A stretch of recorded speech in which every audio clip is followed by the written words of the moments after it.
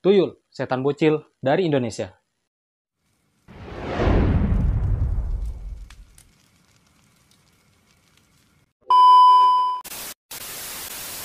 Pada tahun 1950-an, seorang peneliti asal Amerika yang bernama Clifford James Grit telah melakukan penelitian di Kota Pare, Kediri, Jawa Timur. Setelah melakukan penelitian, Grit menemukan uraian sistematis makhluk-makhluk halus di Jawa. Dia mengatakan bahwa ada 3 jenis hantu pokok di Jawa, memedi, lelembut, dan tuyul. Seorang tukang kayu pernah berkata pada Grit bahwa tuyul, makhluk halus yang berbentuk anak-anak ini, mereka bukanlah hantu, melainkan anak-anak dari makhluk halus. Mereka tidak mengganggu, menakut-nakuti, atau membuat orang menjadi sakit.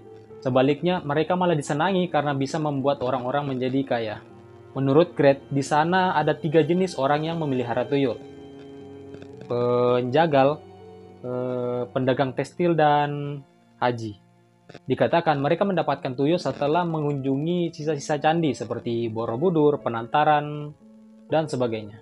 Di tempat itu, biasanya calon pemilik tuyul akan bersumpah akan memberikan tumbal setiap tahunnya, baik itu berupa teman ataupun saudara dekatnya sendiri.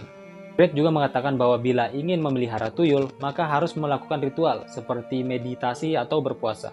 Tetapi banyak juga yang percaya bahwa mereka harus melakukan perjanjian dengan setan, agar tuyul itu lebih mudah menerima tawaran calon pemilik tuyul ini. Dalam catatan Gret, masyarakat menggolongkan beberapa orang atau beberapa karakter yang memelihara tuyul, seperti memiliki sifat yang kikir, memiliki kebiasaan yang buruk, atau mempunyai penyimpangan secara sosial. Gret mengatakan bahwa mereka itu biasanya berbicara secara keras, agresif, dan kurang beradab, memiliki kebiasaan berpakaiannya kedodoran, dan mempunyai sifat yang kurang kejawaan. Seperti mengatakan secara spontan apapun yang ada di pikiran mereka tanpa menyaring atau memikirkannya terlebih dahulu. Hal ini sama seperti yang dicontohkan Gret kepada saudagar yang diduga memelihara tuyul. Menurut informasi, saudagar ini dulunya bersifat tenang, baik, ramah, namun setelah kaya, sifatnya berubah, layaknya hewan buas. Menurut sejarawan Peter Borgard, Gret inilah yang menemukan istilah tuyul.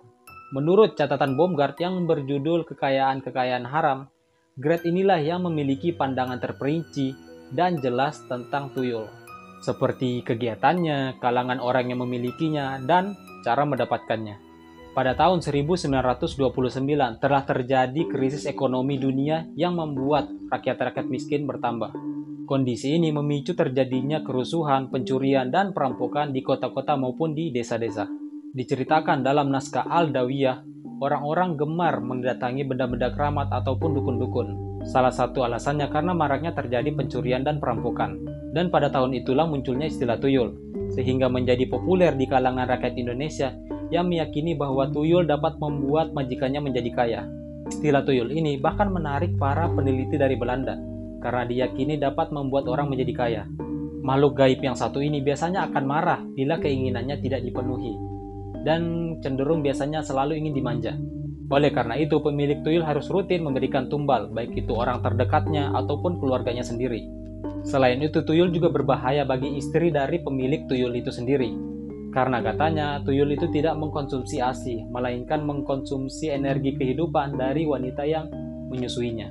Kepercayaan akan makhluk yang satu ini sebenarnya memiliki cerita yang panjang. Fenomena ini bahkan bisa dilacak hingga zaman kolonial Belanda yang mempercayai bahwa tuyul ini adalah cara singkat untuk menjadi kaya. Seperti dalam catatan Kunto Wijoyo, dalam buku yang berjudul Muslim Tanpa Masjid. Beliau melihat adanya budaya masyarakat lokal tentang persugihan, bahwa mereka bisa menjadi kaya tanpa bekerja keras, melainkan dengan tuyul, babi ngepet, dan sebagainya. Sementara itu, ketika tanam paksa, masyarakat banyak yang menjadi sengsara. Kondisi ini menjadi kecurigaan ketika ada salah satu masyarakat lokal yang menjadi kaya raya.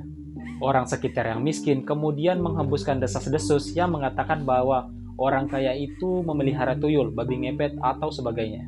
Setidaknya, walaupun tidak langsung, orang itu pasti akan dilabeli sebagai pemilik ilmu hitam, yang sebagai ganti kekayaan orang itu, maka dia harus memiskinkan orang-orang di sekitarnya. Sejak saat itulah, para saudagar atau pedagang kaya akan dicap sebagai orang yang melakukan persugihan. Namun ya itu mungkin karena faktor iri dengki mereka saja, karena kurangnya pengetahuan dan masih kental adat istiadat setempat. Oke, sekian dulu pembahasan hari ini. Jangan lupa like, comment, subscribe, dan nantikan video berikutnya.